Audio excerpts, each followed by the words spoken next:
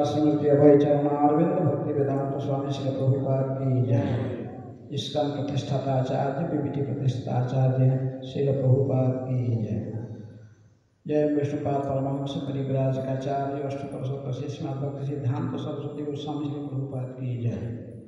अनंत कोटि वैष्णव भक्तवृंद की जय। नामाचार्य श्री हरिदास ठाकुर की जय।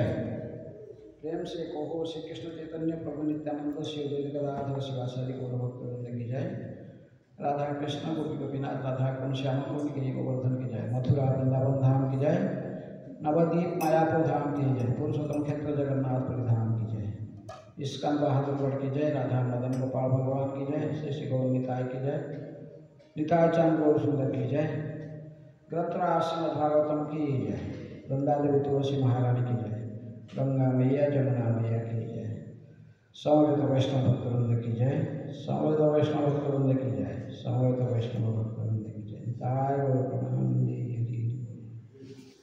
ओम नमो भगवते वासुदेवाय।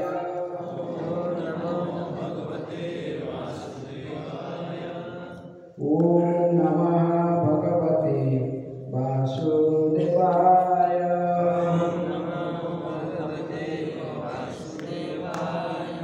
ओम नमः भगवते वासुदेवाय।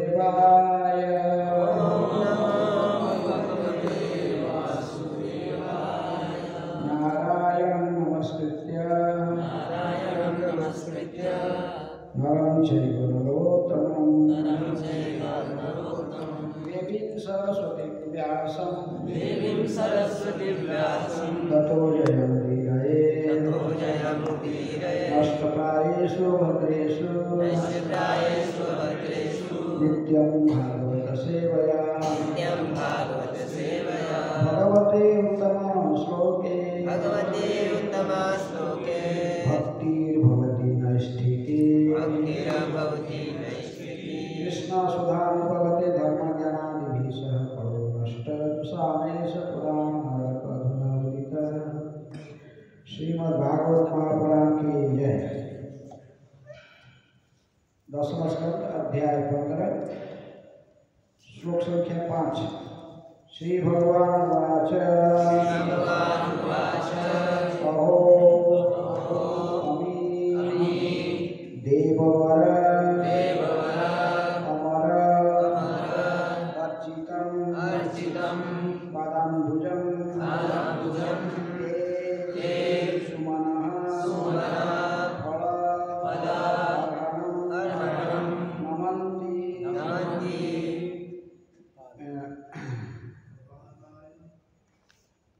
नमन उपादाय शिखाभिः आत्मनः नमः अपहत्यैः तरुजन्म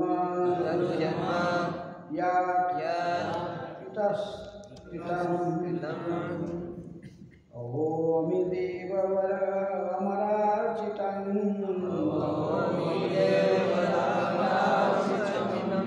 पादाम्बुजं ते सुमनः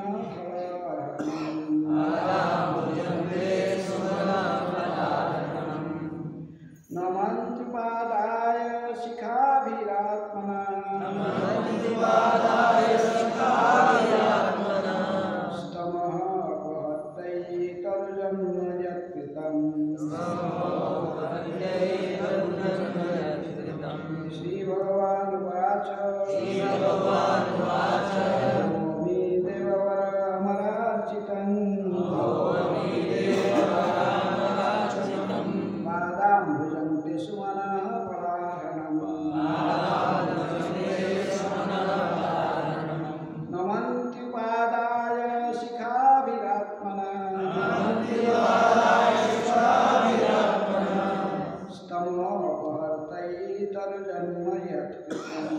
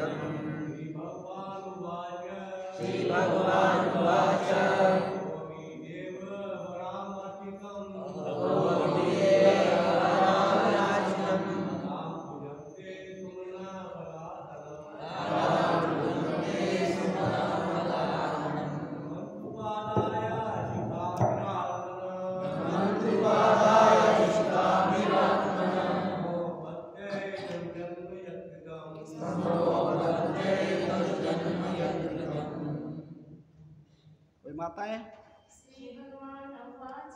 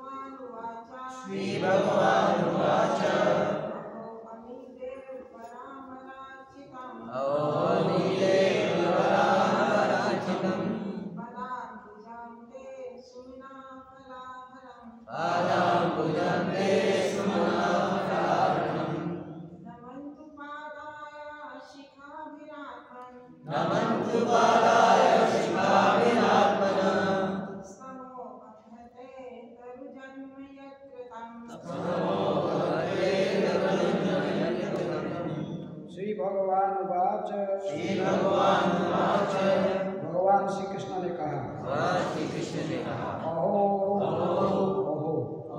अमी ये देववर देवताओं में श्रेष्ठ श्री बलराम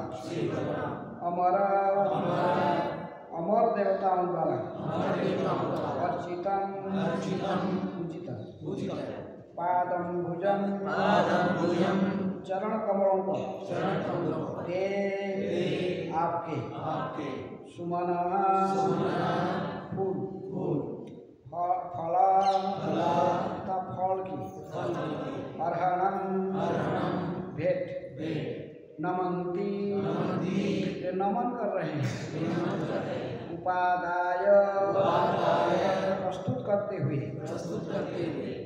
शिखा भी अपने सिरों से आत्मना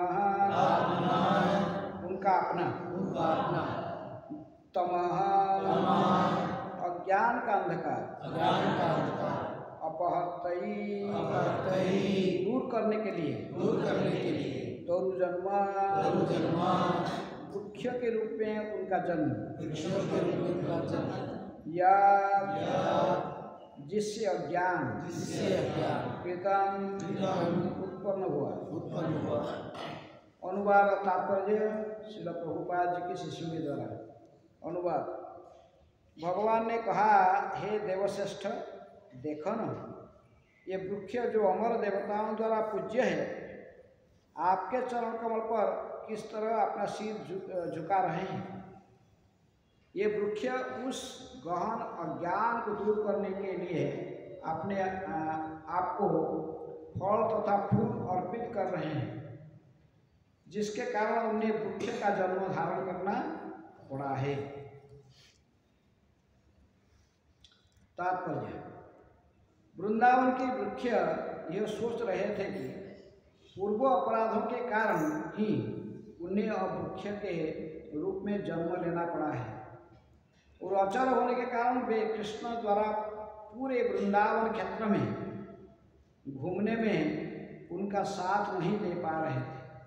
दरअसल वृंदावन के वृक्ष, गौवें तथा सभी प्राणी महान आत्माएं थी जिन्हें भगवान का सानिध्य प्राप्त था, किंतु वियोग का भाव के कारण वृक्ष अपने को अज्ञानग्रस्त मानकर कृष्ण तथा बलराम के चरण कमल में नतमस्तक होकर अपने को पवित्र बनाने का प्रयास कर रहे थे।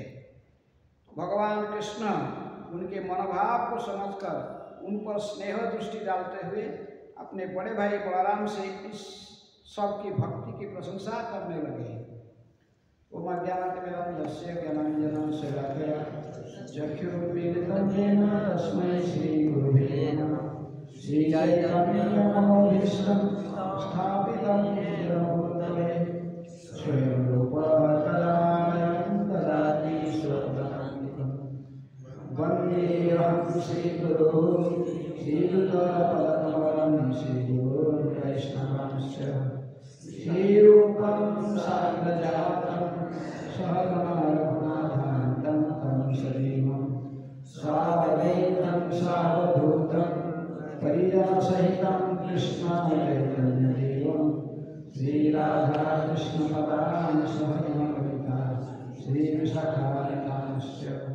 हे कृष्ण करुणा सिन्धु दीनबन्धु जगत्पते गोपेश गोपिकाकान्त राधाकान्त नमोस्तुते।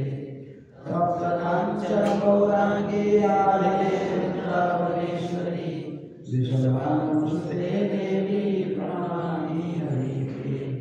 वंशाकल्पतरुभ्यश्च कृपासिन्धुभ्येव च पतितानां पावनेभ्यो वैष्णवेभ्यो नमो नमः। मुखं करोति वाचालं पङ्गुं लङ्घयते गिरिं यत्कृपातमहं वन्दे श्रीगुरुनाथं परमानन्दमाधवं श्रीचैतन्येश्वरं। नमो विष्णुपदाय कृष्णपृष्ठाय भूतले श्रीमते भक्तिवेदान्त स्वामी इति नामिने। नमस्ते सरस्वते देवे गौरवाणी प्रचारिणे निर्विशेष शून्यवादी पाश्चात्यदेशतारिणे। श्री कृष्ण चैतन्य प्रभु नित्यानंद श्री अद्वैत गदाधर शिवासादि गौर भक्तवृंद। हरे कृष्णा कृष्ण कृष्ण हरे हरे, हरे राम राम राम हरे हरे। श्री भगवान वाच ओमे देव वरामरार्चित पादं भुजन्ते सुमनफलाः नमन्त्युपादाय शिखाभिरत्मन् स्तमो अपहर्तैः तदुजन्म यत्कृतं। भगवान ने कहा, हे देवश्रेष्ठ, देखो ना, ये वृक्ष जो अमर देवताओं द्वारा पूज्य है, आपके चरण कमल पर किस तरह अपना सिर झुका रहे हैं। ये वृक्ष उस गहन अज्ञान को दूर करने के लिए आपको अपने फल तथा फूल अर्पित कर रहे हैं, जिसके कारण उन्हें वृक्ष का जन्म धारण करना पड़ा है। हरे कृष्ण। तो इस श्लोक में भगवान श्री कृष्ण बलराम को बोल रहे हैं, सब ग्वाल सखाओं के साथ में। भगवान वृंदावन के जंगल में गाय के पीछे पीछे जंगल में प्रवेश कर रहे हैं। अब वृंदावन के वृक्ष तरु लता वर्षा के आगमन के कारण सभी हरा भरा थे। ऐसा ही तो भगवान की उपस्थिति के कारण नहीं हुई। ऐसा ही प्रतीत होता कि वृंदावन में 12 महीने पूरा वसंत ऋतु ही है, ऋतुराज बसंत का ही समागम है।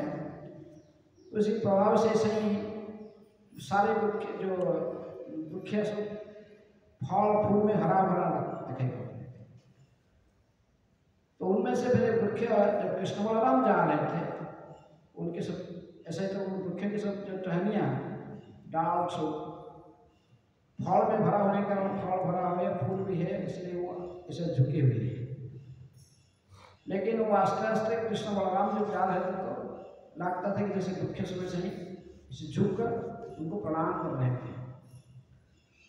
इसलिए भगवान श्री कृष्ण तो वृक्षों की सब जो अंतकरण की भावना को समझते थे, तो उन्होंने इसलिए अपने बड़े भाई बलराम को हंसते हुए कहने देखिए, देखो दाऊ जी देखिए, ये वृक्ष सब आपको प्रणाम कर रहे हैं, आपके चरण कमल में इसको अर्पण कर रहे हैं। क्या फल पुष्प इसको आपको अर्पण कर रहे हैं।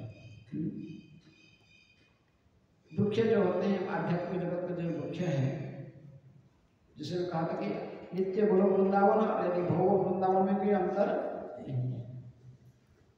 वृंदावन के वृक्ष कैसे होते हैं? अल्प वृक्ष, चिंतामणि प्रकर सत्मसु अल्प वृक्ष लक्ष्यावृतेषु सुरभि, जो गाय होते हैं कैसे होते हैं? सुरभि गाय होते हैं। कामधेनु कोई एक एक दिखाई पड़ता कि कोई बाई चांस किसी के पास हो जाता तो फिर झगड़ा सृष्टि हो जाता उसके लिए। लेकिन आध्यात्मिक जगत में गोलोक वृंदावन में तो ऐसे ही लाखों करोड़ों गाय घूमते रहते हैं। तभी चिंतामणि प्रकर सत्मसु कल्पवृक्ष लक्ष्यावृतेषु सुरभिरभिपालयन्तम लक्ष्मी सहस्र शतसं भ्रम सज्जमानं गोविंदमादिपुरुषं तमहं भजामि। अध्यात्म जगत में वृक्ष के श्लोक में भी कहा कि कल्पवृक्ष, कल्पवृक्ष किसको कहते हैं?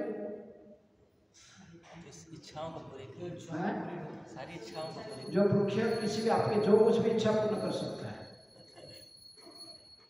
कल्पवृक्ष के नीचे आप बैठ के जो कुछ चिंतन करोगे वो सब फलवती हो जाएगी।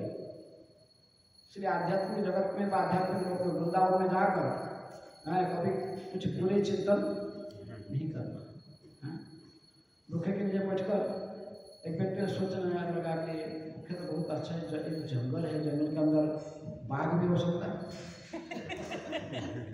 सोचेगा अगर बाघ हो सकता है, बाघ सब दिखाई पड़ेगा, मतलब बाघ है, बाघ मुझे खा जाएगा ना, ऐसा चिंतन करेगा तो बाघ भी पकड़ जाए। लेकिन वही वृक्ष के नीचे यदि बैठ के सोचेगा, वृंदावन के वृक्ष के नीचे राधा कृष्ण तो कहीं घूमते होंगे, भगवान की दूरी जुड़ा में झूल रहे हैं ना क्या, राधा कृष्ण झूल रहे हैं ना क्या, ऐसे चिंतन करेगा तो उसको भगवान का ही झोड़ा जला के दिखाई देगा। जैसे सोचेगा ऐसा ही वृंदावन के जो वृक्ष है वो साधारण नहीं है। रघुनाथ दास गोस्वामी जो राधा कुंड में रहते थे, उनके मन में एक बार भावना हुआ कि ये राधा कुंड से उनका उद्धार होना चाहिए, उनके संस्कार होना चाहिए। जब इनके मन में ऐसे एक बार इच्छा कौड़ हो गया तब वहाँ बद्रीनाथ में आपको एक बड़े सेठ जी आदमी मुल्तान, वहाँ पंजाब मुल्तान शहर से बहुत धन लेकर गया था, स्वर्ण मुद्रा सब लेकर आप बद्रीनाथ जी की सेवा करने के लिए गया। कहाँ?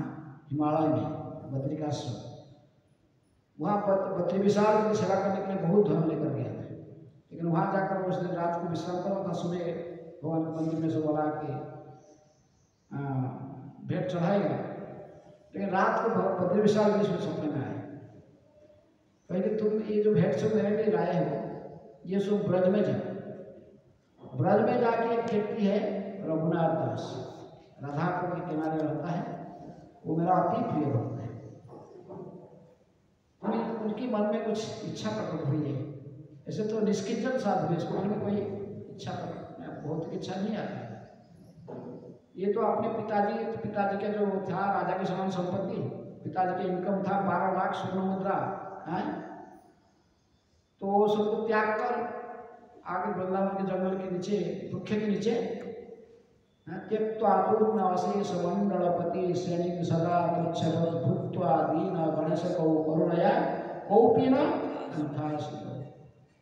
केवल कौपिन पहनकर, कौपिन धारण करके वही बस आंखों के ऊपर वस्त्र है, और कंठा छिंडे कपड़ा को सिलाई करके परित्यक्त जो कपड़ा है उसको कोई यूज नहीं करता, फिर उसी कपड़ा को सिलाई करके ठंडी के समय उसी को ओढ़ लेते, कंठा कहते हैं।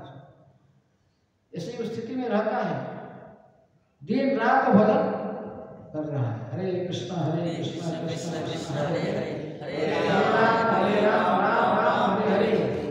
लेकिन उसके मन में इच्छा हो गई कि तेरी राधा को श्याम को से पंकिल थे, सो पंख लोग कैसे स्नान ठीक से नहीं कर पाते, सोचते कि कहते उद्धार हो जाए, घाट अच्छा बन जाए, लोग स्नान कर लें। लेकिन चिंता जब आई तो तुरंत उन्होंने फिर सोचा ये क्या कर रहा हूँ, मेरे मन में ऐसी चिंता कैसे आ गई।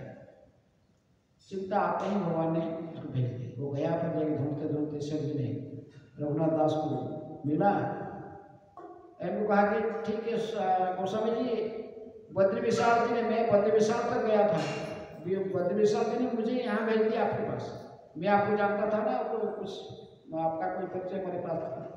लेकिन भगवान ने सब कहा कि मेरे भक्त उधर रहता है राधा कुंड के किनारे, और आपके मन में कुछ राधा कुंड से आपको उद्धार करने की इच्छा प्रकट हुई थी। भगवान ने कहा कि इसको याद करा देना, और इसलिए मैं धन राशि जो मेरे पास है ये आप ले लीजिए, और इस धन में राधा कुंड श्याम कुंड को सत्कार कीजिए। बोले नहीं नहीं नहीं नहीं, मेरी ऐसे गलत में कैसे मन में इच्छा आ गया होगा, लेकिन मैंने ऐसे काम करके मेरे पास नहीं कहा, तुम अपना घर में तुम मुझे चाहते तुम खुद ही कर सकते। फिर वो माना तो उसी को ही नियोजित कर दिया। लेकिन उनकी इच्छा था कि राधा कुंड जैसे चतुष्कोण है, चतुर्पाद चार फुट बड़े, ऐसे श्याम कुंड भी चतुष्कोण बनाना। इसमें देखिए कि श्याम कुंड के किनारे पर कुछ तमाड़ वृक्ष थे, 5 तमाड़ वृक्ष थे। यदि श्याम कुंड को ऐसे चतुष्कोण करना है तो 5 तमाड़ वृक्ष को काटना पड़ेगा। इसलिए प्लान बना रहे तो 5 वृक्ष को कैसे काटना ही पड़ेगा, काट के श्याम कुंड को चतुष्कोण करना। लेकिन रात को उसी रात में 5 पांडव स्वप्न में आए। किसके? रघुनाथ दास के। रघुनाथ दास के समय 5 पांडव स्वप्न में बोले, क्या कर रहे हो रघुनाथ, तुम क्या सोच रहे हो? हमें 5 वृक्ष दिख रहा था, 5 वृक्ष ही, हम 5 भाई यहाँ भजन कर रहे हैं वृक्ष रूप में। हम 5 पांडव ही 5 वृक्ष रूप में ये श्याम कुंड के किनारे हम भजन कर रहे हैं, तुम हमको क्यों काटना चाहते हो? कहना क्या है कि वृक्ष कैसे, वृंदावन के जो वृक्ष है वे साधारण कई मुनि ऋषि भी वृक्ष के रूप में निवास करते हैं वृंदावन में। इसलिए कल्प वृक्ष है, ये भगवान के महान शुद्ध भक्त है। ऐसे स्थिति में होते हुए भी ये कहा है कि इनके मन में ऐसे सोच रहे कि हम इस श्लोक जैसे कहते हैं कि सोच रहे कि हम तो पूरे पतित आत्माएं हैं, तमोगुण के होने के कारण आपको ऐसे जन्म मिला। कैसे जन्म? दुखी के जन्म मिला है। ऐसे दुखी क्यों हो रहे थे? नहीं सोचते कि हम दुखी होने के कारण भगवान के साथ में, जैसे दूसरे से बाल गाय से भगवान के साथ साथ जा रहे हैं, हम उनके साथ में नहीं जा पा रहे। भगवान दूर चला जाएंगे, आपके बड़े अच्छे विच्छेद से, उनके विच्छेद से केवल उनके बारे में सोचकर आंख से अश्रु गिरा सकते हैं। आंख से अश्रु कैसे गिराएंगे? अपने पत्ते व फूल को सब गिरा कर रहे हैं। ऐसे सोच के वो दुखी हो रहे हैं। इसको कौन कह रहा है? भगवान ने कहा है। उनको बोलेंगे सब वृक्ष से तो सोच रहे कि यदि हमारे आपके चरण कमल को स्पर्श करेंगे, आपकी सेवा करेंगे, तो फिर इनकी तमोगुण से इनके उद्धार हो सकता है। तमोगुण से ये वृक्ष ध्वनि से और उद्धार हो। वो अन्य भगवान के अंतर भक्त के समान, उनके सखा व गाय के समान उनके साथ में लीला में जाकर भाग लेने की इच्छा प्रकट हो रही है। इसलिए यदि वो वृक्ष ये सब कोई पापात्मा नहीं थे, आध्यात्मिक जगत में रहते थे, लेकिन फिर भी उन्होंने इसी प्रकार उनको नीच पतित ऐसे समझ रहे थे। तो कहते कि वृंदावन के वृक्ष ये सोच रहे थे कि हमें पूर्व अपराध के कारण ही उन्हें अब वृक्ष के रूप में जन्म मिला है और अचल होने के कारण वे कृष्ण के पूरे वृंदावन क्षेत्र में घूमने में उनके साथ नहीं दे पा रहे। इसलिए दरअसल वृंदावन के वृक्ष गौवें और सभी प्राणी महान आत्माएं थी जिन्हें भगवान का सानिध्य प्राप्त था। ऐसे ही हम देखते कि गौरांग महाप्रभु के परंपरा में माधवेंद्रपुरी के नाम माधवेंद्रपुरी एक महान भक्त हैं। ये वृक्ष सब भी गुरु की बात भी निभा सकते थे। माधवेंद्रपुरी कहा जाता है कि आध्यात्मिक जगत में कल्प वृक्ष है। अध्यात्म वृंदावन में किस रूप में कल्प वृक्ष थे, कहते कि कल्प वृक्ष है। लेकिन फिर भी वो इतने ये संप्रदाय के महान आचार्य की भूमिका निभाए। इनमें ईश्वरपुरी के गुरु थे माधवेंद्रपुरी, उनके शिष्य ईश्वरपुरी, उनके शिष्य चैतन्य महाप्रभु। लेकिन साधारण दृष्टि से हम देखते हैं कि आध्यात्मिक जगत में वृक्ष लता ये सब पशु पक्षी जो कि आध्यात्मिक जगत में रहते हैं, इनको कौन सा रस के माना जाता है? भगवान के जो भक्त होते हैं 5 रस में होते हैं, संत, दास्य, साख्य, वात्सल्य, माधुर्य। वृक्ष लता पशु पक्षी नम के सब शांत रस में माने जाते हैं। भगवान को देखते हैं, भगवान की महिमा को जानते हैं, लेकिन ये लोग को कोई प्रैक्टिकल सेवा करने के मौका इतने प्राप्त नहीं है, प्रैक्टिकल सेवा नहीं करते। इसलिए चैतन्य महाप्रभु है कि 5 रस में गौड़ीय वैष्णव के 4 रस के रस गौड़ से कार्य करता है। दास्य, साख्य, वात्सल्य, माधुर्य। शांत रस में कोई सेवा के अधिकार नहीं है। और वृक्ष लोग के मन में सेवा अधिकार, सेवा करने की इच्छा होने के कारण वो दुखी हो रहे कि हम लोग भगवान की कोई सेवा नहीं कर पा रहे हैं। इसलिए भगवान कह रहे कि देखिए दाऊ जी, इसलिए आपके चरण में ये सब आपको प्रणाम कर रहे, स्पर्श कर रहे आपके। और सीधे थे तो भगवान श्री कृष्ण को ही सम्मानित करते थे, उनके चरण स्पर्श करते। लेकिन थोड़ा हंसी मजाक में भगवान कहते हैं दाऊ जी देखिए आपके चरण को स्पर्श करते हैं, आपको इसको अर्पण कर रहे हैं भेंट के रूप में। इनके फूल फल और लाल लाल जो कलिका है जो अग्रभाग के, तो ये सब आपको ही अर्पण कर रहे हैं। ये सोच रहे हमें सब अभिशप्त है, आपको सुबह से सेवा करने का मौका नहीं मिल रहा है, वृक्ष की जोड़ी में है, अभी इसी जोड़ी में उद्धार होकर भगवान की सेवा करना चाहिए, आपकी सेवा करना चाहिए। तो वृंदावन के जो वृक्ष कोई साधारण नहीं होते, लेकिन फिर भी वृक्ष सोचते कि हमें संतरस में होने का हमको कोई सेवा करने का मौका नहीं मिल रहा है। सेवा ही भक्त का जीवन है, सेवा नहीं तो नहीं चाहिए कुछ। सेवा अधिकार दिए गौरव निज दासी।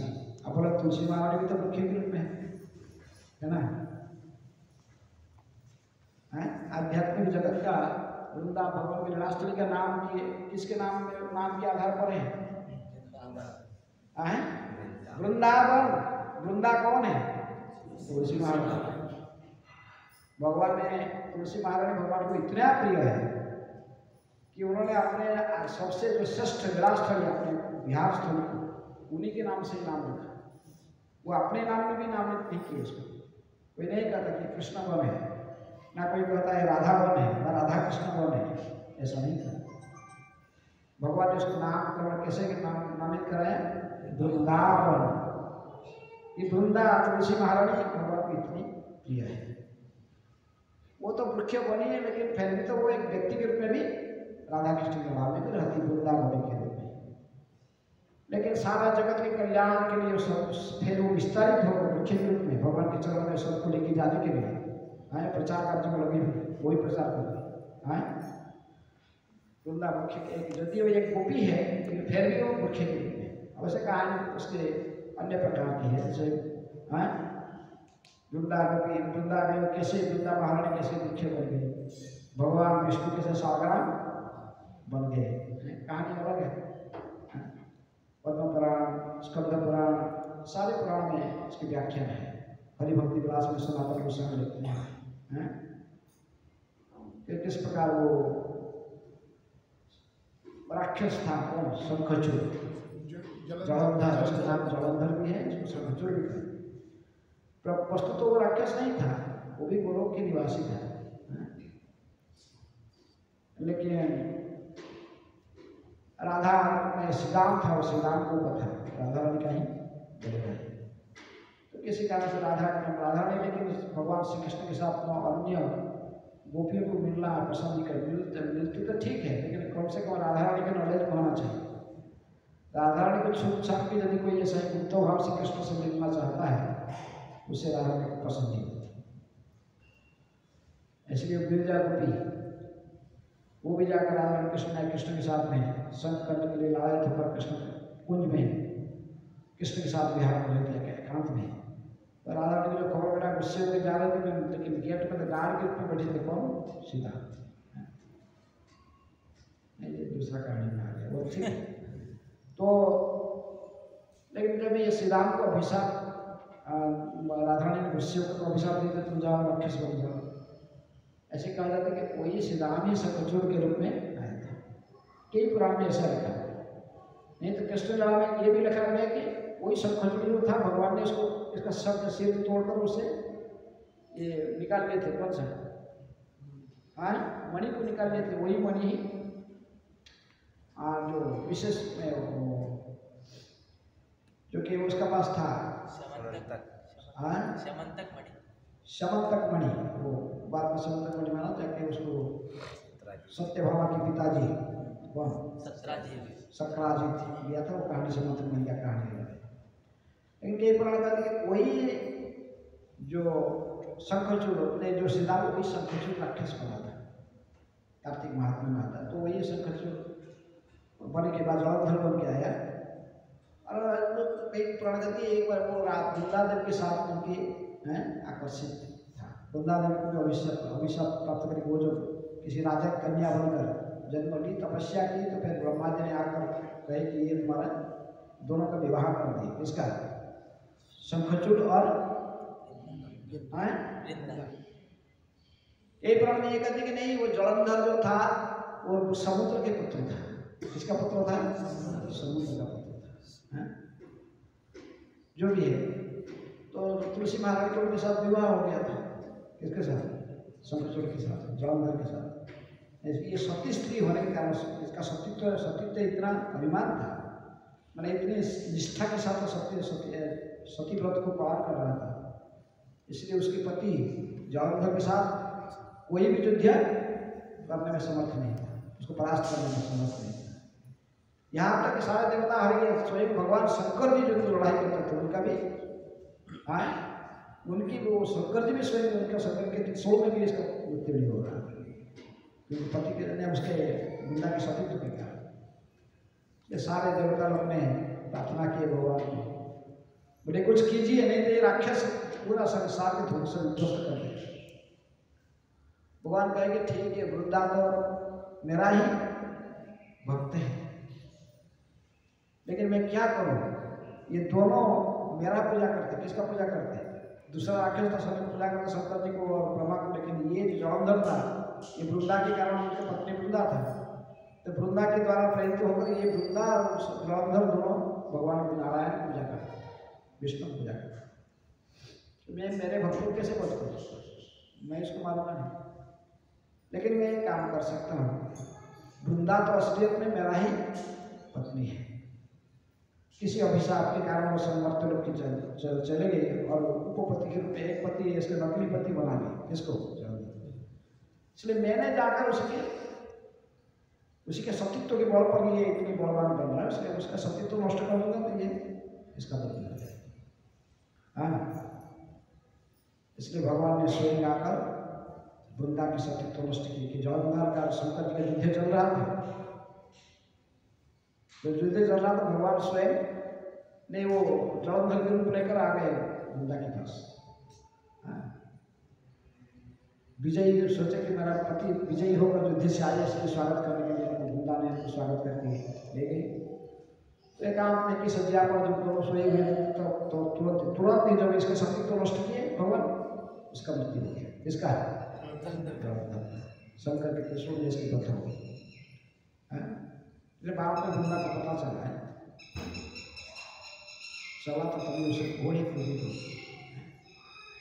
बोले आप सारा जिंदगी हम आपकी सब भजन किए, आपकी सेवा की, लेकिन तो आपने ये क्या किया? भगवान कहे कि थोड़ा सोचो। अभिशाप तो दे दी गुस्सा, कह दिया कि तुम्हारा आपका दिल पूरा पत्थर जैसे है। हाँ, आप पत्थर जैसे हैं तो आपका दिल, आप पत्थर ही बन जाओ। इसलिए भगवान ने कहा कि ठीक, 1.5 ग्राम शिवा के रूप में भगवान इसलिए पूजा प्राप्त करते हैं, ये वृंदा के हिसाब से है। लेकिन भगवान कहे कि थोड़ा धैर्य धारण करो, तुम किसकी पत्नी हो? असलियत तो हमेशा मेरा ही मेडिटेशन करता था। अभी संसार में आकर भौतिक संसार में तेरी चतरा स्टोरी तेरा खिंच है और दूसरे किसको अवश्य होगी से नाम था, लेकिन तो उसी में मती तुम्हारा चला गया था। लेकिन मैं तो असलियत में तुम्हारे सतीत्व को रक्षा किया, क्योंकि तुम मेरा पत्नी है, तुम दूसरे के पास में क्यों दूसरे के साथ रह रहे हो? लेकिन अभी समय चला गया था, तो अभिशाप तो दे दिया था, आप पत्थर बन जाओ। भगवान कहे कि ठीक है, मैं पत्थर तो बन जाऊंगी ना, तुम पत्थर बना, लेकिन तुमको भी वृक्ष बनना पड़ेगा। हाँ, जब मैं पत्थर बन जाऊंगा सागर, तो मैं फिर सब समय तुम्हारा मेरे ऊपर तुम चढ़ते रहो, तुम्हारी संग में सदा रहूंगा। है भगवान कहे, इसलिए सागर को सदा तुलसी के साथ रहते हैं। तुलसी भी एक वृक्ष है, लेकिन उसी के समान भाग्यवान कोई है ना क्या संसार में? है तुलसी कृष्ण नमो नमः। तुलसी शब्द का अर्थ ही अतुलनीय। भगवान की जैसे सेवा तुलसी महारानी की है, उसका कोई तुलना नहीं, संसार में कोई इसका तुलना नहीं। इसलिए भगवान तुलसी की बिना 56 भोग चढ़ाने पर, कितने कुछ बना के देने पर तुलसी के बिना वो स्वीकार नहीं करते हैं। तुलसी महारानी को तो एक मुख्य जोनी देखते, बहुत मरते लोग को सर्वत्र मुख्य जोनी में जपते हैं। तो इनका कोई उस भगवान के चरण में वो यदि तुलसी वृक्ष झुक जाती है। ये वृंदावन में जा रहे थे, वृंदावन में सर्वत्र तुलसी महारानी है विराजमान थी, तुलसी वृक्ष के रूप में। हरिभक्त विलास में से कहा जाता है यदि किसी वृक्ष किसी वन में सारा अन्य अन्य वृक्ष में पूरा जंगल भरा हुआ, लेकिन यदि उसमें एक तुलसी महारानी का वृक्ष है, फिर भी वन तुलसी महारानी का ही वन कहा गया है। तुलसी महारानी ये जो सारे मुख्य टहनियाँ सब लगा रहे थे, तब तुलसी महारानी भी एक मुख्य जोनी में है, लेकिन ऐसा मुख्य जोनी निंदनीय कोई ऐसा मुख्य पढ़ने क्या कोई मना करे, इनकार करेगा। लेकिन हमें जब ये नहीं सुनना था कि वृक्ष से हम लोग ज़्यादा भाग्यवान है, वृंदावन के वृक्ष से हम कोई भाग्यवान नहीं, वहीं पर रहते, लेकिन फिर भी रसों से रखने से शांत रस में रहते हैं। भगवान के प्रत्यक्ष सेवा करने की मौका नहीं मिलता, वैसे तुलसी महाराज को मिलता है प्रत्यक्ष सेवा करने, लेकिन सभी वृक्षों की सुजोग नहीं मिलता। तो इसलिए वृक्ष लोग ने ये श्लोक कहा कि वृक्ष सब भगवान कह रहे कि देखिए भाई, ताऊ जी कह रहे कि ओहो ओमी देव अमराज देव, ये देव स्वयं संबोधित करते बलराम कि आप तो अमर रूप में कह रहे। अमर माने कौन है? देवता। देवता को अमर कहते हैं। क्यों कहते हैं? बहुत दीर्घ समय जीवित रहते हैं। ऐसे नहीं कि वो इमोर्टल है, मरते नहीं, कोई मरते हैं, लेकिन बहुत लंबा समय है। देवता लोग ना हमारा 1 साल बीतेगा तो उनका एक दिन होता है, और वो इसी काउंटिंग में वो 100 साल जीवित रहे। अब ब्रह्मा तो और लंबा है, देवताओं के 1 साल होने से ब्रह्मा जी का एक दिन होता है। तो कहते कि ऐसे भी इनको अमर कहा जाता है। इस श्लोक में इसलिए अमर संबोधित किया गया। ओहो अमी देव अमरार्चिता। बलराम जी किसके तरह से भी होते हैं अर्चित? कौन इनका अर्चना करते हैं? बलराम जी की अर्चना कौन करते हैं? देवता लोग करते हैं। कौन कहते कि हे अपने बड़े भाई दाऊ जी, आपका पूजन तो देवता लोग करते हैं, स्वर्ग के देवता लोग अमरगण भी पूजन करते हैं। पादाम भुजाते सुमन फलारम, इसलिए आपके चरण कमल में ये जो वृंदावन के वृक्ष से अर्पण करते हैं, फल और कलिकाएँ और उनके फूल सब ये सब आपके चरण में अर्पण कर रहे हैं। देखिए कहते कि देखिए ना, हंसते हुए भगवान ऐसे कह रहे, देखिए दाऊ जी, आप तो अमर लोग देवताओं की तरह भी पूजित होते हैं, लेकिन वृंदावन की ये जो वृक्ष है ये भी आपकी पूजन कर रहे हैं। क्यों ऐसे पूजा कर रहे हैं? इनके सब जो टहनियाँ सब झुक गई है और आपके चरणों में फल फूल और कलिकाएँ, लाल लाल कलिकाएँ सब अर्पण कर रहे हैं। किस लिए अर्पण कर रहे हैं? नहीं, वो वृक्ष जोनी में होने के कारण उनकी मन में आपके साथ में भी चल के साथ जाने की इच्छा है, आपकी सभी प्रकार की सेवा करनी, लेकिन वो वृक्ष जोनी में होने के कारण यहाँ से अन्य स्थान में चल कर नहीं जा सकते हैं। इसलिए वो लोग ने ऐसे प्रकार करे हैं, नमन्त्युपादाय शिखा भी आत्मन, इसलिए अपने सिर को झुका रहे हैं। ये वृक्ष उस गहन और ज्ञान के कारण के को दूर करने के लिए आपको फल तथा फूल अर्पित करते हैं, इसके कारण में वृक्ष की जन्म धारण करना पड़ा है। सोच के ऐसे करने से, भगवान की पूजा करने से भगवान ने आपको वृक्ष की जोनी से मुक्त कर देंगे। वृक्ष की जोनी से मुक्त होकर हम भगवान के समान, इनके सखाओं के समान मनुष्य जोनी में आकर फिर इनकी सेवा कर सकते हैं। ऐसा इच्छा को प्रकट कर रहे हैं। ऐसे भगवान ने कहा रहे, किसको कह रहे? अपने बड़े भाई बलराम को कह रहे। भगवान कृष्ण उनके मनोभाव को समझकर उन पर स्नेह दृष्टि डालते हुए अपने बड़े भाई बलराम से उन सबकी भक्ति की प्रशंसा करने लगे। वृंदावन के वृक्ष भी सब कॉन्शियस है, सब चेतना के हैं। वो साधारण नहीं होते हैं वृक्ष के। महात्मा लोग के जैसे कि कहा महात्मा रघुनाथ दास गोस्वामी 5 तमाम वृक्ष, 5 पांडव के रूप में युधिष्ठिर, भीम अर्जुन नकुल सहदेव 5 वृक्ष के रूप में राधा कुंड के नाम। तो इस पर वृंदावन के जो वृक्ष हैं ये कोई साधारण नहीं, वृंदावन के पशु पक्षी कोई साधारण नहीं है। भक्त विनोद ठाकुर कहते कि पशु पक्षी हई थाके स्वर्गवानी तब भक्ति रहो भक्ति विनोद हृदय। अरे प्रभु, मेरे को भक्ति दीजिए, चाहे किसी भी जोनी में चले जाओ उसके लिए मेरी चिंता। पशु पक्षी की जोनी में चले जाओ, वृक्ष की जोनी में चले जाओ उसके लिए चिंता नहीं, लेकिन आपकी भक्ति से जैसे अलग न हो जाए। पक्षी जोनी में होते हुए भी, गीध की जोनी में होते हुए भी जटायु कितनी भाग्यवान है, जिसके अंतिम संस्कार किसके हाथ से हुई? भगवान रामचंद्र जी, जिनको सब किसी मृत व्यक्ति को ले जाते तो कहते राम नाम सत्य है, और वही राम जी स्वयं सत्कार कर रहे हैं। इसका जटायु ऐसा पक्षी जोनी में घृणित, सब लोग बोलते गीध पूरा घृणित पक्षी है, लेकिन ऐसे होते हुए भी यदि रामचंद्र जी ने भक्ति किया तो जटायु को कौन निंदा करता है? काक घुसुटी कौवा की जोनी में है, सदा भगवान की भजन करता है, उसके समान भगवान के प्रिय कौन है? बंदर की जोनी में कौन? हनुमान जी। जाम्बवान वृक्षराज। ऐसे ही पशु जोनी में होकर भी, पक्षी जोनी में होकर भी भगवान की सेवा करते हैं, वृक्ष की जोनी में होकर भी तुलसी महारानी सेवा करती है। ऐसे सब वृंदावन की जो वृक्ष होता है, कल्प वृक्ष है, वृक्ष कहाँ पर है? वृंदावन में है, साधारण स्थान पर नहीं है। इनको भगवान को दर्शन करने की पूरा मौका है।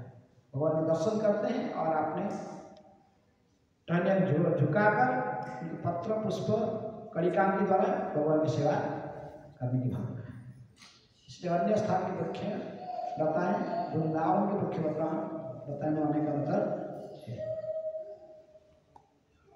तो पशु पक्षी किसी भी जोनी में हम चले जाए, हमारा असली लक्ष्य क्या है? सेवा करना, भगवान की सेवा करने की भावना रहना, जैसे वृंदावन के वृक्षों के मन में भावना है कृष्ण बलराम की सेवा करने की, तो उसी प्रकार सेवा भावना रहना चाहिए। भक्तों के पास में हरा सदा भगवान की सेवा की भावना। सेवा के लिए भक्त कुछ नहीं मानते हैं। यदि वही को और कुछ इच्छा हो रहा तो फिर भक्त नहीं, भक्त कुछ नहीं मानता होगा, केवल सेवा ही करना चाहता है, भगवान को प्रसन्न करना चाहता है, उसके लिए सब कुछ निछावर करना चाहता है। उसके मन में सेवा के अलावा दूसरे इच्छा नहीं होती है। चाहे किसी जोनी में रहे आध्यात्मिक जगत में, भूखे के रूप में रहने से भी सेवा की भावना है।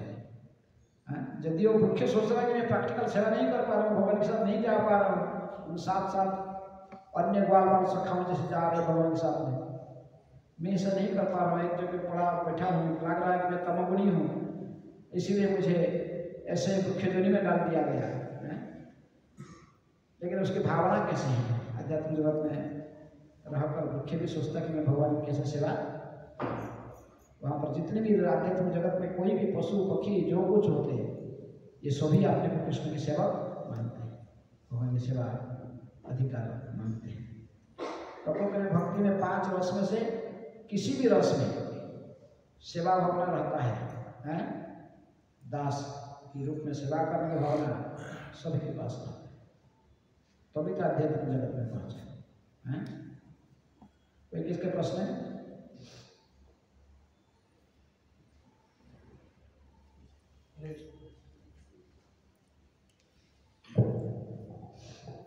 महाराज जैसे आपने बताया कि जो वृक्ष थे वहाँ पे, जो वृक्ष थे वो भगवान के चरण छूना चाहते थे और उद्धार करना चाहते थे। नहीं बताया, सुखदेव गोस्वामी लिख रहे हैं, भगवान बता रहे हैं। कौन कह रहा है?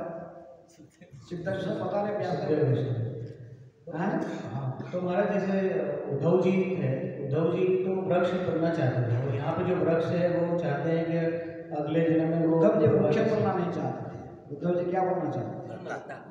गुड़ में लता, घास घास घास पौधे, छोटे छोटे गुड़ में लता घास बन के जमीन पर ऐसे रहेंगे। इसलिए गोपियाँ जाएंगे उसी रास्ता में, तो उनके चरण और चरण का स्पर्श मिलेगी, चरण का धूल। उनकी भावना ऐसे हुए थे, बृहस्पति के शिष्य थे, इसलिए वो सब भौतिक दृष्टि समस्त ज्ञान से पालन होते हैं। तो इनकी घमंड को नष्ट करने के लिए भगवान भेजे थे। देखो गोपियाँ जाके ब्रज में आके जो गोपियाँ की वो सोच रहे कि ये क्या है, गाँव की लड़कियाँ हैं, इनको भी शरीर आत्मा का भेद भी पता नहीं है। मैं तुझे एक समझा दूंगा, सो संख्या दर्शन बता दूंगा। अरे तुम लोग शरीर, तुम लोग आत्मा है, तुम लोग आत्मा हो, शरीर नहीं हो, क्यों रोते हो? ऐसा समझा कि इनको कृष्ण के लिए रोते दिन रात इनको बंद करा दूंगा।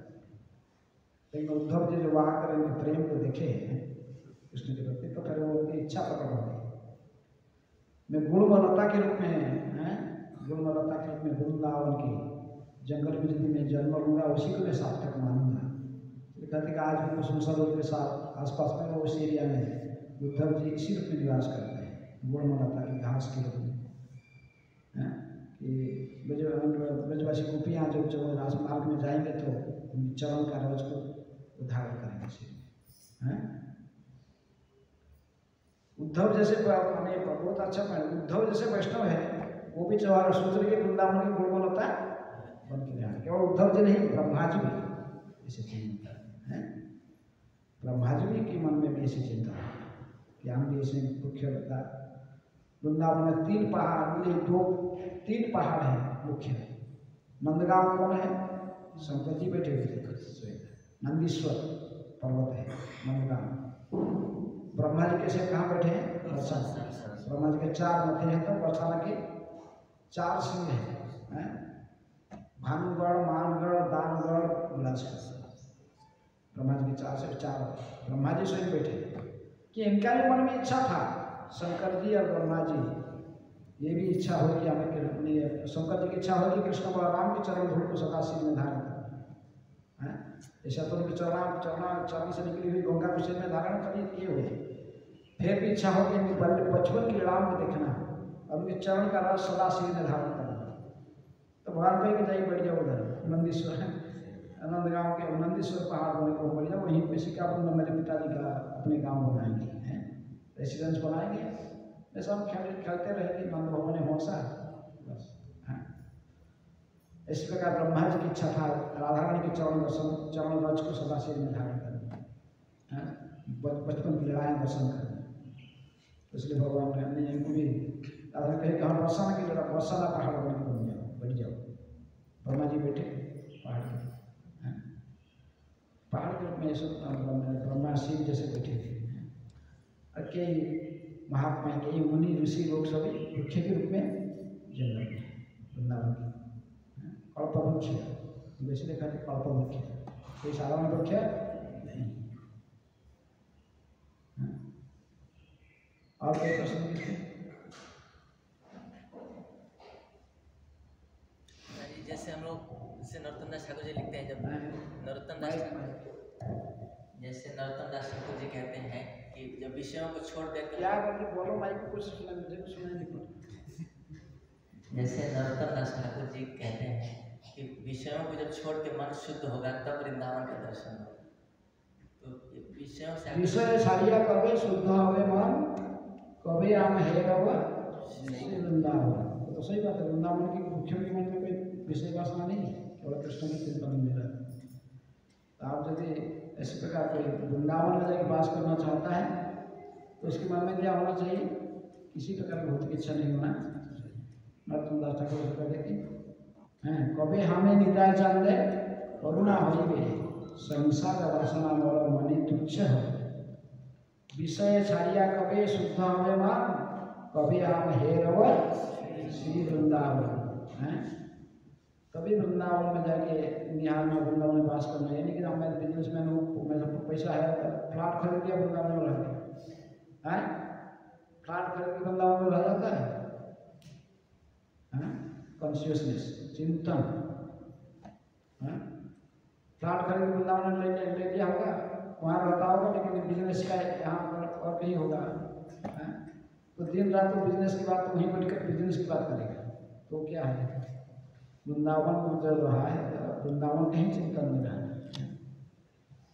इसलिए यदि कोई यहाँ बहादुरगढ़ में रहकर सदा वृंदावन की चिंतन करता है, प्रभुपाद जी कृष्ण मुख पढ़ता है, लीलाष्टमी की चिंतन करता है, तो वो वृंदावनवासी नहीं है।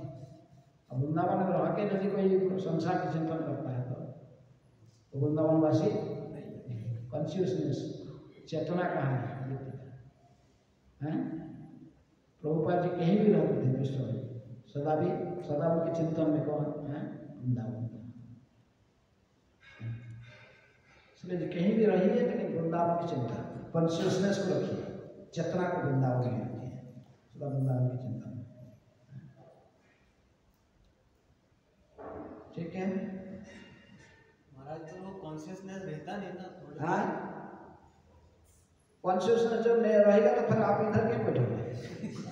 वही तो, जैसे महाराज यहाँ पे बैठे हैं, आपका सानिध्य मिल रहा है तो ठीक है, सही है। जैसे ही बाहर निकलेंगे फिर कॉन्शियसनेस खत्म तो इसीलिए तो आप तो इस संसार में हम भौतिक जगत में है, कॉन्शियसनेस हमारे कृष्ण में लगा रहेगी, फिर कृष्ण लोक में पहुँच जाएंगे।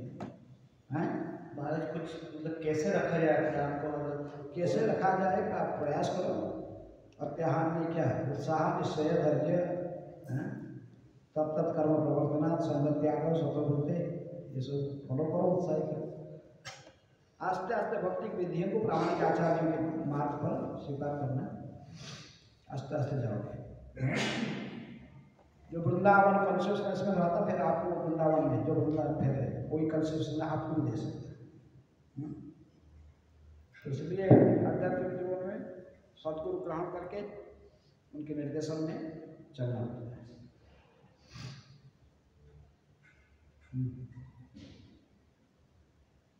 जो कहीं भी का चिंतन में रहता, वृंदावन चिंतन जिसका मन में सदा राधा कृष्ण बैठे हुए, तो कहीं भी रहेगा उसके लिए वो वृंदावन है। लेकिन फिर भी वृंदावन है, अन्य स्थान पर तो हम वृंदावन बना सकते हैं। इसका भी कहीं भी मंदिर है तो प्रभुपाद जी कहते हैं परिवेश, मंदिर का परिवेश ही वृंदावन है। जहाँ राधा मदन गोपाल बैठे, परिवेश वृंदावन है। इसको बनाया जाता है, किसी महान संगठन व किसी द्वारा इसको वृंदावन के परिवेश बनाने के लिए प्रयास किया जाता है सब लोग। लेकिन वृंदावन है, इसको कोई बनाओ न बनाओ, उसमें कोई फर्क नहीं पड़ता, किसी बनाएगा इसको नहीं। वृंदावन सदा है, जहाँ गोवर्धन है, जहाँ जमुना है, ये सारे उस ऑलरेडी अनादिकाल से वृंदावन है। लेकिन हमें वृंदावन के परिवेश में कहीं सृष्टि करा सके तो महान संतों ने सभी बद्धजीवों को भी वृंदावन की कॉन्शियसनेस लाने के लिए वहाँ पर मंदिर के निर्माण करके फिर वहाँ के परिवेश को वृंदावन जैसे बनाते हैं। जैसे यहाँ पर एक मंदिर बना गया है, पक्षी उसने जहाँ मदन गोपाल बैठे हुए परिवेश वृंदावन के है। जब तक जो आप खुद ही बोलते जब तक इसका परिवेश में बैठा रहता है वृंदावन का अक्सर बाहर चला जाता है फिर है। ठीक है, और कोई प्रश्न है? हाँ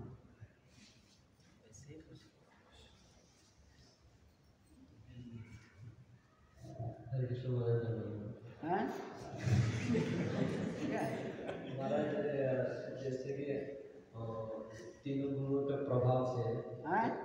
गुणों के प्रभाव से तो कभी कभी मनस्थिति ऐसे बदल जाता है ऐसे, तो ऐसे 4 नियमों का पालन करने तो कभी कहीं ना कहीं मुझे ऐसे पता चलता है कहीं ना कहीं मेरा छूट रहा है, तो उससे हम गुरु को ऐसे वचन दिए तो ऐसे 4 नियमों का पालन करने, तो उसमें से ऐसे जो वचन टूट रहा है तो उससे वचन दिए तो पालन करना है। हाँ, तो उसमें से कुछ कमी इधर उधर होता है, क्यों होगा? तो मानते जाने की कोई होना है कभी कभी कमी हो जाता तो फिर तुम क्या हैं? कहीं पर भी महाराज कुछ छूट रहा है मुझे, जैसे ऐसे लग रहा है मन में, ऐसे लग रहा है कहीं मैंने पार नहीं हो पा रहा। पश्चाताप करो उसके लिए, रोना आता है? पश्चाताप करके रोना चाहिए। क्यों ऐसा किया? ऐसा नहीं करना चाहिए। ऐसा पश्चाताप करोगे तो फिर नहीं करोगे हैं? अरे चलता तो चलता ऐसे हो जाता है, हमारे से मामले ले लोगे तो फिर करोगे। कोई कमी कभी त्रुटि हो गया तो उसके लिए पश्चाताप करके फिर वो दोबारा ऐसे कार्य नहीं करना चाहिए हैं? ये साधु है। ठीक है, त्रुटि होना कहीं हो सकता है हैं? तो कमिट मिस्टेक इस में कोई मनुष्य है तो थोड़ा मिस्टेक तो कहीं ना कहीं होता है, लेकिन मिस्टेक होता तो उसके लिए पश्चाताप करना चाहिए हैं? फिर दोबारा से ऐसे न हो उसके लिए प्रयास करना चाहिए। ठीक है, हाँ और किसी प्रश्न है? हाँ थैंक यू महाराज, बहुत अच्छा कर रहे हैं महाराज। जैसे कि आप बता रहे हैं कि वृंदावन कॉन्शियसनेस बहुत ज़्यादा जरूरी है। वृंदावन कॉन्शियसनेस, चेतना, और शुद्ध भक्ति करने का प्रयास करना चाहिए सर। लेकिन जब प्रयास करते हैं तो पूर्व जन्मों के भक्ति से पूर्व के जो संस्कार हैं उसके प्रयास कर रहे थे, क्या हो रहा है? पहले के संस्कार जो हैं पुराने, उसके कारण पूजा लाभ प्रतिष्ठा की इच्छा होती है। और तो बाधा, सबसे बड़ा बाधक ये है सेटल सेक्स लाइफ है। काम तो सबसे ज़्यादा शत्रु सबसे क्या है? भगवान कहे कि तीसरे अध्याय के अंत में कहते कि यही शत्रु महाभाव काम रूप सुदुष्कर, ये सबसे बड़ा हमारे शत्रु है। लेकिन इससे भी बड़ा शत्रु है पूजा मान प्रतिष्ठा की इच्छा। तो इसलिए पूजा मान प्रतिष्ठा को त्यागना पड़ेगा। जब तक नहीं तो आप वैष्णव नहीं कर सकते हैं। वैष्णव के लिए पूजा मान प्रतिष्ठा कैसे होते हैं? सुअर का विष्ठा जैसे, सुअर सबका विष्ठा खाता है, लेकिन जिसके मन में पूजा मान प्रतिष्ठा रहता तो उसको कोई है। तो पूजा मान प्रतिष्ठा की इच्छा है तो वैष्णव थोड़ी है, वैष्णव नहीं करा जाता उसको वैष्णव प्राय। वैष्णव के मन में नहीं होता है पूजा मान प्रतिष्ठा। वैष्णव की इच्छा तो महाप्रभु ने कही कि न धनम न जनम न सुंदरी न कविता जगदीश का मम जन्मनि जन्मनि ईश्वरी भगवता भक्ति, ये वैष्णव की इच्छा है। हम वैष्णव बनने के लिए प्रयास कर रहे हैं, वैष्णव नहीं बने हैं। प्रभुपाद जी ने भी नहीं कहा कि वैष्णव बन गया। वो एक एयरपोर्ट में प्रभुपाद जी उतार रहे थे फ्लाइट से, तो स्वागत करने के लिए हमारे लिए सारे भक्तों से जितना सेंटर था सब लोग, सभी सेंटर सब प्रेसिडेंट लोग इकट्ठे हो गए थे। 60 कम से कम 60-70 टेम्पल प्रेसिडेंट थे। प्रभुपाद के 80 से ज़्यादा सेंटर था। तो सभी लोग के हाथ में गार्डनियन गार्डन था कि गार्डनियन गार्डन मैंने 100 लोगों के उस समय होता था एक गार्डन का, सभी लोग गार्डन में खड़े थे। प्रभुपाद जी आ रहे थे, इतने लोग नाच रहे थे, गा रहे थे, सब जो सभी पूरा सेम ढेर थे, हैं यंग लड़का लड़कियां सब नाच रहे गा रहे, सब देखकर साड़ी पहने हुए लड़कियां सब, ये सब धोती पहने हुए थे, प्रभुपाद जी से सिखाया। तो जर्नलिस्ट लोग सोचे कि क्या चल रहा है, हाँ ऐसे क्यों, बोले कौन आ रहा है, कोई ऐसे तो कोई इधर कोई राष्ट्र का नेता आता है तो हमारे मिलिट्री लोग जाते हैं, सैल्यूट लगा देते हैं, तो फोड़ा देते, स्वागत हो जाता है। ये कौन सा है, ये लोग इतना सारे, तो पूछा जाए कि एक जर्नलिस्ट ने पूछा भाई क्या कर रहे हैं आप लोग, ऐसे नाच रहे गा रहे हैं, इसमें क्या कर रहे हैं? नहीं हमारा गुरु महाराज आ रहे हैं, हमारा spiritual master is coming here just to welcome him, स्वागत करने के लिए हमें बोले यार कैसा स्वागत हो रहा है, और कोई इंटरेस्ट हुआ और थोड़ा खड़े रहे। समय पर फ्लाइट आया, प्रभुपाद जी जो एयरपोर्ट के बाहर आ गए, ये जो नाच रहे थे गा रहे थे छोड़कर पूरा सब जमीन में गिर गए, हैं दंडवत कर प्रणाम कर रहे थे प्रभुपाद जी को, उनको तो बड़ा आश्चर्य लगे कि क्या है, हमें कभी कोई ऐसा सम्मान करता नहीं है, तो दंडवत में गिर गए जब जमीन के ऊपर। आओ तो प्रभुपाद संकट में आ गए, वो माला के ऊपर माला डालते रहे, हैं इतना गाले में गाड़ी में हम डाले $100 का एक माला बस डालते रहे। तो कौन है आदमी, एक आदमी जर्नलिस्ट ने पूछा कि Swami ji are you God, आपके भगवान है, आपको इतने सम्मान क्यों, इतने सारे? प्रभुपाद जी कहेंगे नो आई एम सर्वेंट। एक है कि खाली एक पैर आगे रखे थे, फिर खड़े पूरे तो वो जर्नलिस्ट फिर पास में आ गया, पास में प्रभुपाद कहेंगे actually I spoke something wrong, I am trying to be a servant of God, मैं भगवान के दास अभी बना नहीं है, एक दास बनने के लिए प्रयास कर रहा हूँ। ये वैष्णव की भावना है। गोपी भर्तु पद कमल दासो दासानु दासानु दासानु दासानु दास बनने की इच्छा।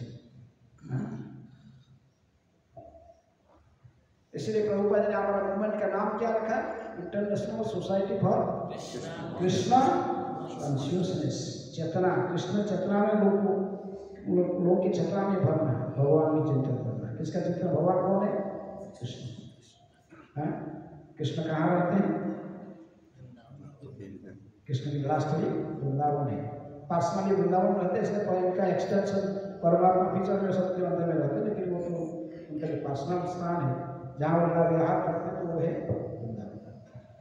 इसलिए प्रभुपाद कहे कि हम सबको बैक टू गॉड है, कृष्ण चेतना में रह पाओगे तभी वृंदावन जाना है।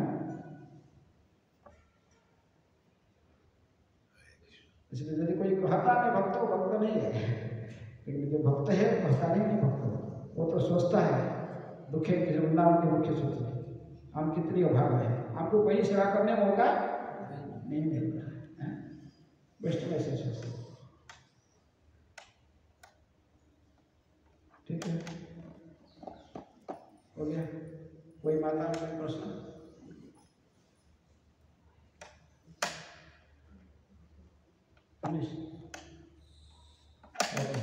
हरे कृष्ण। ग्रंथराज प्रभुपाद की